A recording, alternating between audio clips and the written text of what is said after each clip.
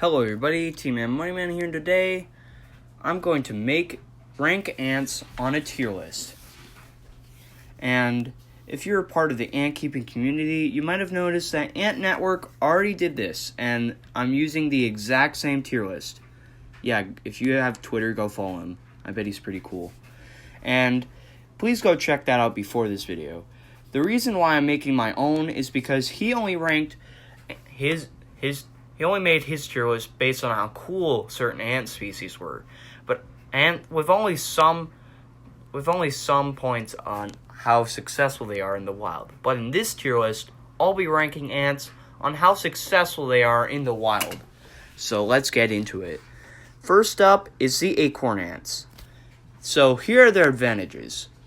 So first of all, they're pretty common, more common than some rare species like Ponera or vampire ants, which are also found in North America. And secondly, they can have multiple queens. But that's about where the advantages end. Now for the disadvantages. First of all, they grow small colonies. So, these colonies barely get above 500 workers. So, not only does this mean that they have a disadvantage in combat with other ants, but it also means that when predators invade their nest, they don't have much ants to defend themselves or the queens and brood. Which brings me on to the next point, their habitat. It's basically just acorns and twigs, and sometimes branches. That's it. And acorns, I'm not sure this is a problem. Are food for rodents like squirrels and chipmunks, among others. I'm not sure they would eat the inhabited acorns since they're kind of hollowed out, but still. I would rank them low C tier. The only thing keeping them out of D tier is that they're polygynous and are pretty common. So next up is the movie The Ant Bully, which in my opinion is the second best movie that features ant when it comes to depicting them. Only after the movie Ants with a Z, made by DreamWorks. I've also read the book, which is probably what it's based on, and it's pretty cool and teaches people how to not treat ants badly and against bullying. So I think it's pretty cool. As a movie, though, I think it's pretty neutral, so if not bad. So I'm just going to put it in C tier. Anyways, next up we have ant mimics. So I've heard of two types of ant mimics. So the first type is the type that masks in the ant's scent, so the ants don't notice it in the nest, and then starts feeding and either gets fed by the ants, like ant crickets, or eats the ants' larvae, like caterpillars, who give their honeydew to ants and get the ants' trust so they can eat the larvae. Or there's also ant mimics that just look like ants. I've heard that. I'm pretty sure. I haven't watched the video by Deep Look in a long time. You should go check it out. But I'm pretty sure they do this to avoid predation because nobody wants to mess with a swarm of ants, except for anteaters. So we're just gonna put it in B tier. Comment down below what this ant mimic is and what it does. Next up is Ant-Man. Now I'm going to rank Ant-Man the movie series, and not the man, Scott Lang. So the movies, the movie series overall is A tier. Even though Ant-Man, the first Ant-Man is my favorite movie by far. It mixes ants and Marvel together, which it's just the perfect combination. The second movie I also like, but has less ants. And the third movie, it has a lot of ants, but that's the only good thing about it. It's a real stain on Marvel's legacy. And they even copied Mr. Electric. So the third movie is enough to keep Ant-Man out of S tier. Next is the phenogaster. These ants are even more common than the acorn ants, and some species, like Aphinogaster occidentalis, can have multiple queens and even form super colonies. But they have one huge disadvantage that I cannot just ignore.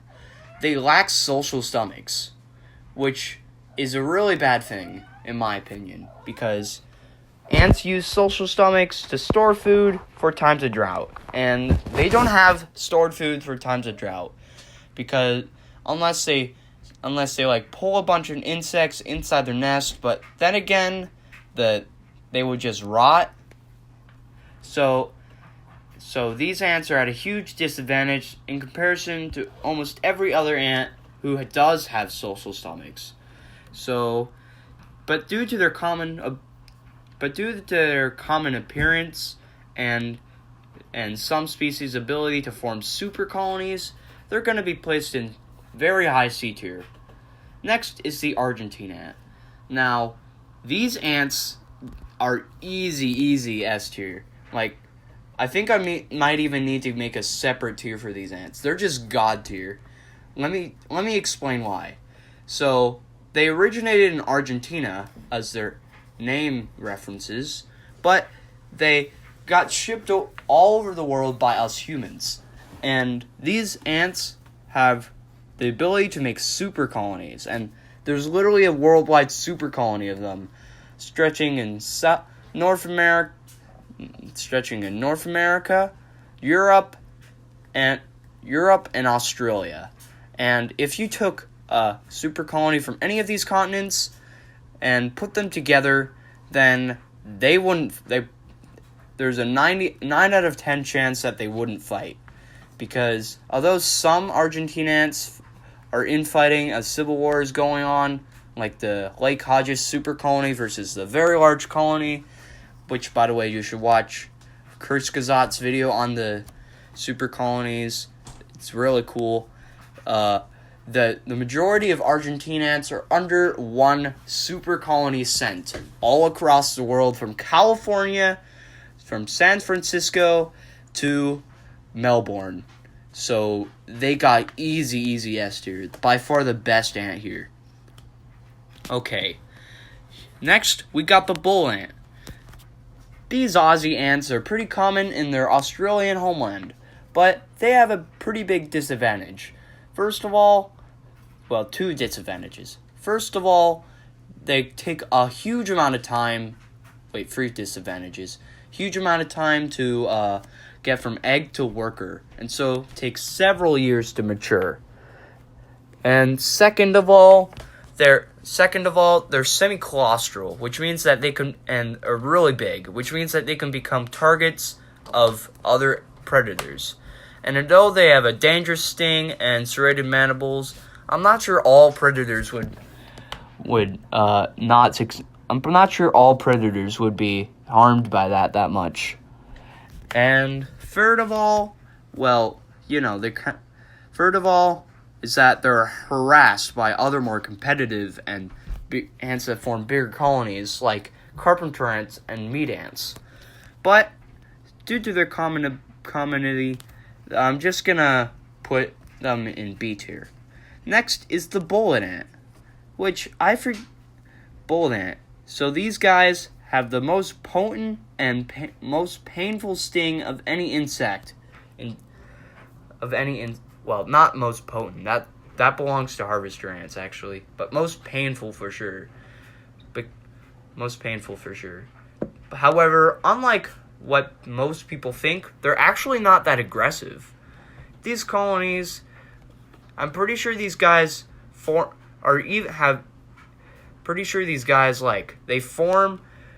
they take even longer to go from egg to worker. So we're gonna place them in B tier, slightly below the bull ants, because their habitat is actually below the ant mimics. In fact, around the same level as Aphinogaster, just because their habitat, the Amazon rainforest, is getting rapidly destroyed. So they won't have a safe home for long, assuming we don't do anything about it. Okay. I'm not sure why they divided the carpenter ants into Camponotus ligniperta and Camponotus castanians, but in my opinion, they should have just included the Camponotus genus, but we're gonna rank them anyways. So, Camponotus ligniperta. These ants are pretty famous in Europe and are in fact the largest ants in Europe, and a lot of European ant keepers choose to keep them. So, I'm gonna place them in high B tier because they're really common in Europe, the biggest ant, and they're black, which means they're able to absorb heat and thus live in more cold areas.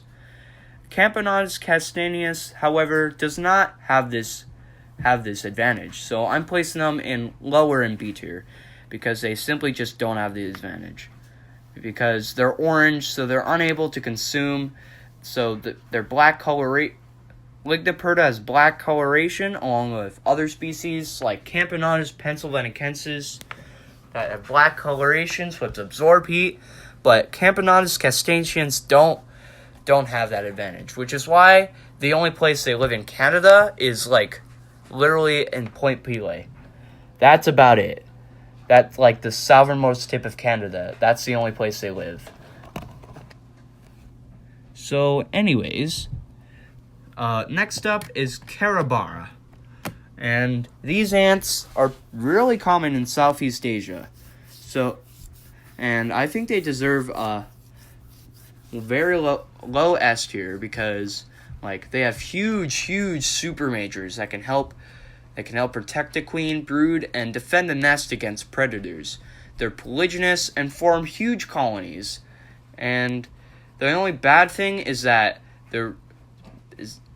they can easily collapse due to humidity, unideal humidity conditions, and that their habitats are both being invaded by humans and invasive ants. Next is Cataglyphius. I don't really know much about this species, so I'm just going to rank them in low B tier. Actually, high C tier, because they seem to be rare. I don't know. Sorry if you get upset, because if you know about the species, tell me in the comments how you would rank them. Thank you. Now for cephalotes. These ants are arboreal and can actually glide.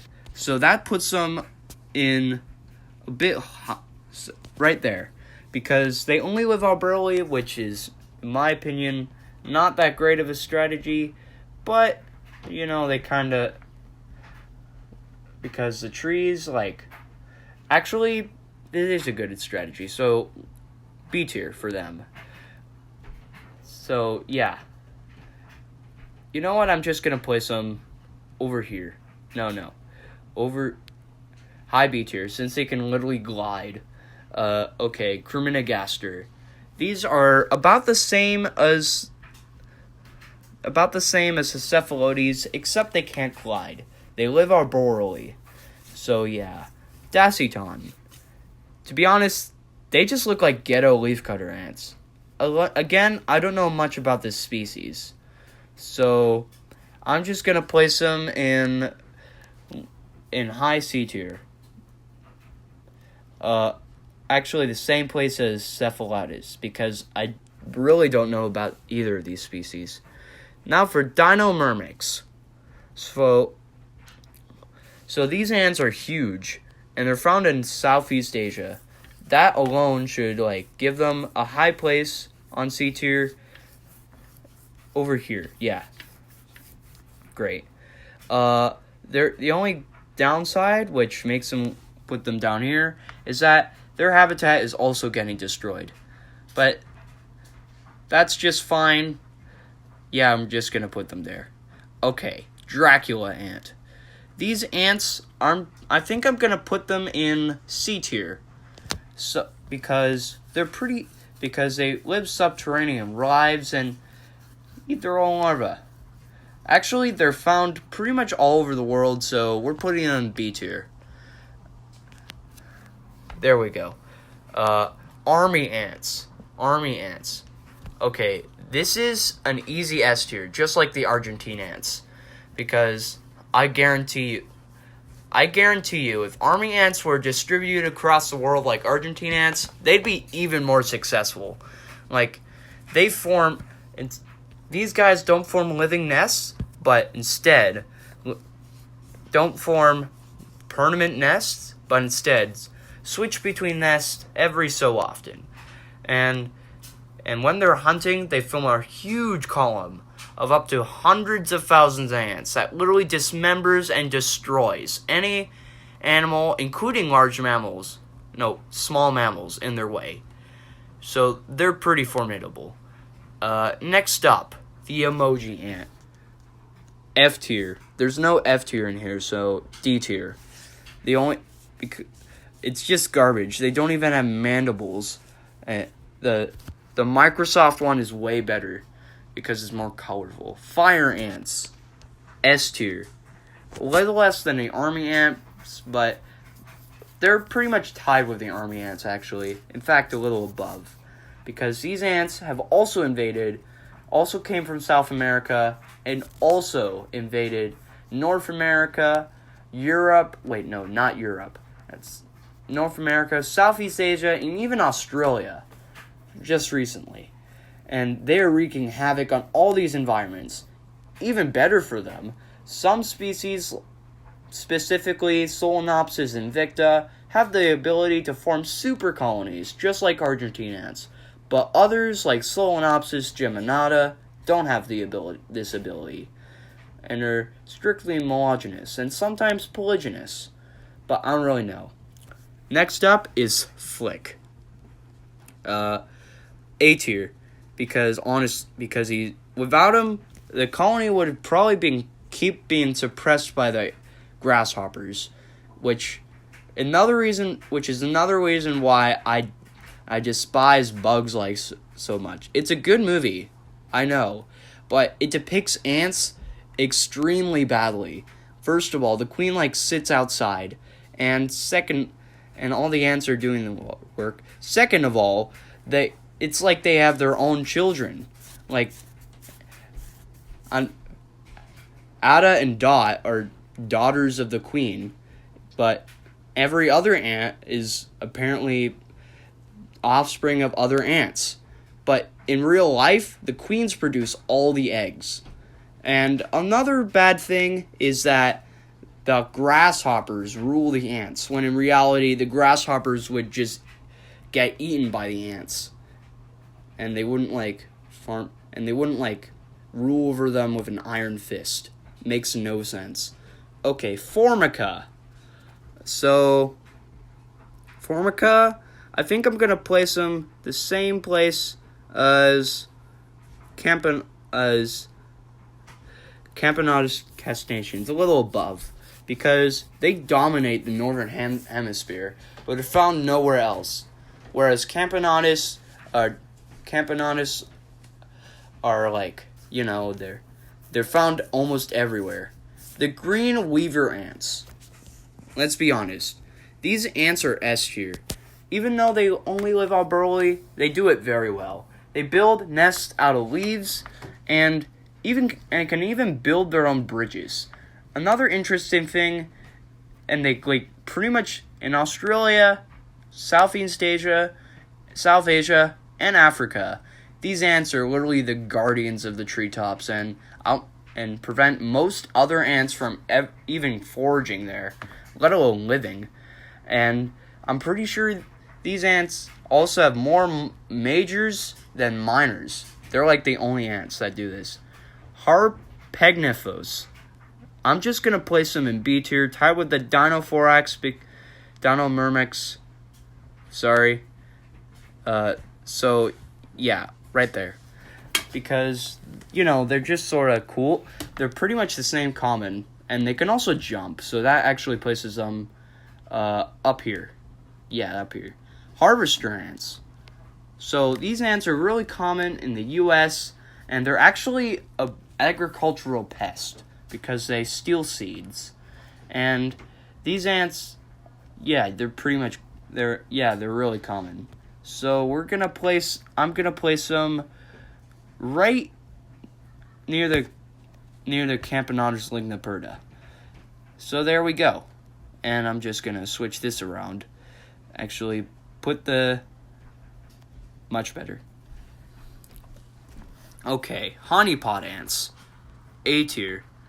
They're the first A tier that isn't based on a movie.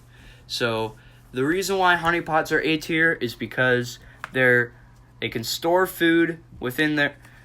They can store huge amounts of food within their replates, making periods of food scarcity and water scarcity a breeze. Because these ants can literally just ignore it and just rely completely on their replates to grow their colony. Anyways, next up is Lasius. And I'm also going to be placing Lasius in A tier, above A tier as well. Because these ants are really common in North America and Europe. Whether it be Lasius neoniger, Lasius niger, flavus, some other, and brevicornis, and some other Lasius as well. These ants, even including parasitic Lasius like Lasius interjectus or emperatus, these ants are really common throughout the Western world and are one of the best beginner ants. To wrap it up, they're really successful ants in North America and Europe, but like the Formica, I'm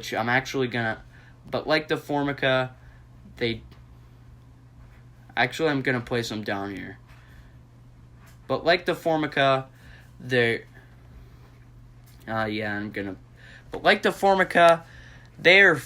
are only found in the Northern Hemisphere, the Western world, but nowhere else. Next is the leafcutter ant, S tier, because they're like the first farmers on Earth. Even before us humans, they started farming 60 million years ago. We started farming like 10,000 years ago. So, not only that, their source of food is nearly endless, and they don't have to deal with hunting insects and losing lives. They also have humongous soldiers to defend the colony and cut up leaves, and humongous queens. And they grow and a species of fungus even depends on them. And they're also a major agricultural pest, so definitely S tier. Meslotarsus. Now, I'm not sure if these are like the shield ants or the spider egg-eating ants. I'm just going to place them in low C tier since they're really rare, and if there's a spider egg ants, then they rely on spider eggs, which is a really specific food that they can easily get defeated because there's spider guarding the eggs. So, yeah. Ortis house ant. I think I'm going to place them in B tier because they're not that common in my area, but I bet they're common in other areas. Actually, we're going to place them over here, because they're kind of really common, can have multiple queens as well. Pavement ants. Now, these ants are right here, just below the Lasius. And the reason why, because they're almost as common as them in North America and Europe.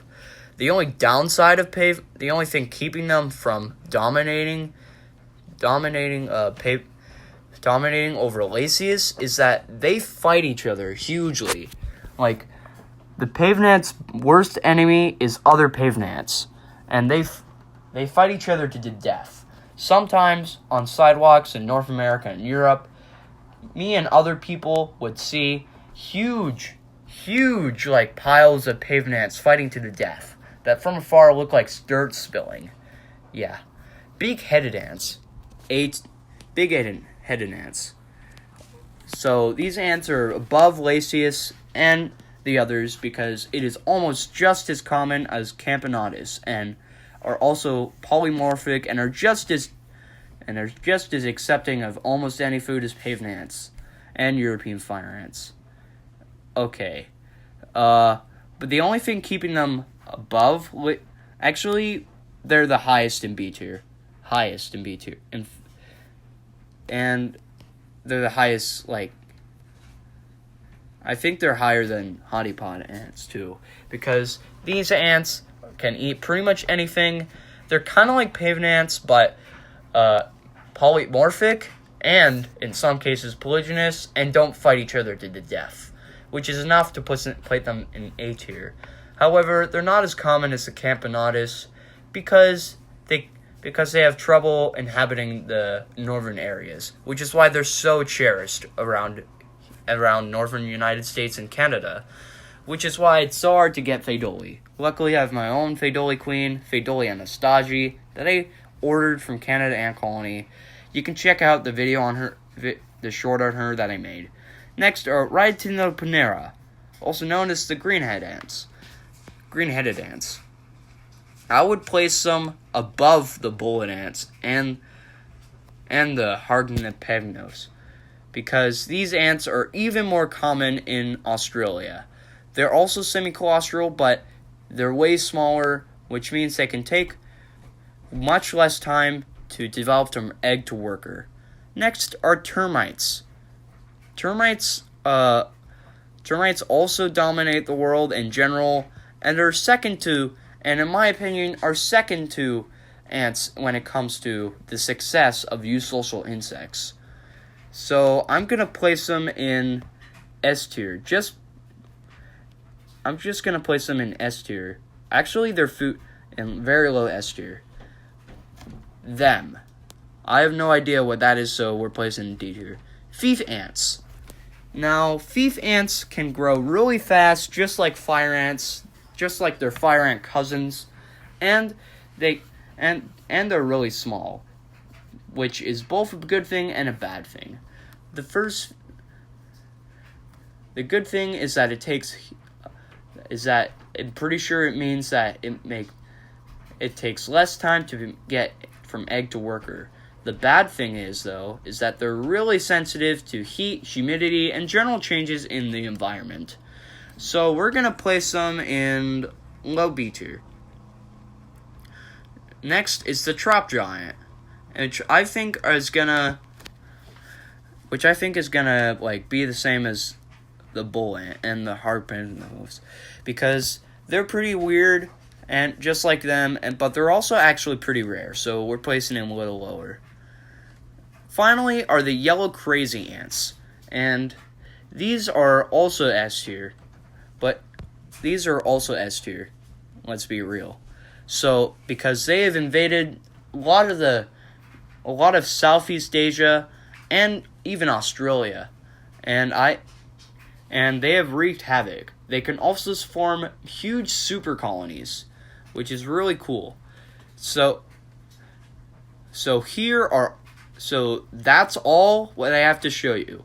From the emoji ant to the South American top tiers and overpowered ants of army ants, fire ants, and Argentine ants, who the latter two I think needs to be nerfed. Let's be real.